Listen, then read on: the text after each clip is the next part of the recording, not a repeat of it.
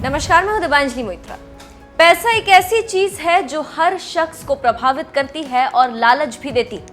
आपको मालूम ही होगा कि अंतरिक्ष विज्ञान में बमुश्किल कुछ ही देशों का बोलबाला है और इसकी कमाई में कुछ ही देश हिस्सा बांटते हैं, जैसे कि भारत, चीन, अमेरिका, रूस और एक दो और देश।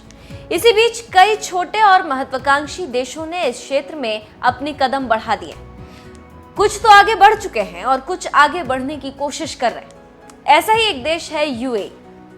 जी हाँ, इसी महीने अरब देशों का मंगल ग्रह पर पहला अभियान शुरू होने वाला है। ये संयुक्त अरब अमीरात के महत्वाकांक्षी अंतरिक्ष कार्यक्रम का अगला चरण होगा। मिशन का उद्देश्य है मंगल ग्रह के वातावरण के मौसम के रहस्यों को सुलझाना। यूएई के 9 सैटेलाइट्स पहले से ही अंतरिक्ष में हैं और उसकी योजना है कि आने वाले सालों में 8 और सैटेलाइट अंतरिक्ष में भेजे जाएं। लगभग एक बड़ी गाड़ी के आकार के जैसे 1350 किलोग्राम के इस प्रोब का प्रक्षेपण जापान के तानेगाशिमा अंतरिक्ष केंद्र से 15 जुलाई को होगा। लेकिन मौसम और अन्य कारणों को देखते हुए प्रक्षेपण की अवधि को अगस्त की शुरुआत तक रखा गया है। इसी मानव रहित प्रोब का नाम अल अमल है। ये अरबी का शब्द है और इसका मतलब होता है उम्मीद।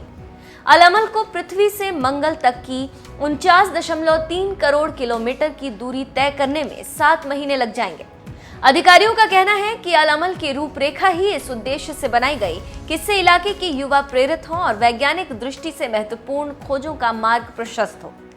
कक्षा में पहुंचे जाने के बाद 1,21,000 किलोमीटर प्रति घंटे की औसत रफ्तार से प्रोब को एक चक्कर लगाने में 55 घंटे लगेंगे।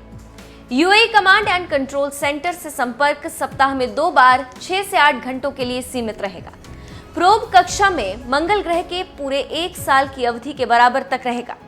अल अमल का प्रक्षेपण इस कार्यक्रम का अगला मील का पत्थर है। परियोजना से जुड़े लोगों का कहना है कि कई तरह के उथल पुथल में फंसे इस इलाके को प्रेरित करना और मध्य युग में इलाके की वैज्ञानिक उपलब्धियों के बारे में फिर से याद कराना भी है।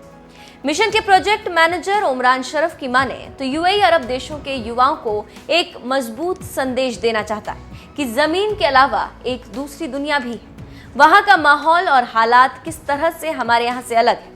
तो आप समझ सकते हैं कि यूएई के इरादे क्या हैं और वो देश क्या कर रहे हैं। अब देखना होगा कि आगे ये सैटेलाइट कब छोड़ा जाता है।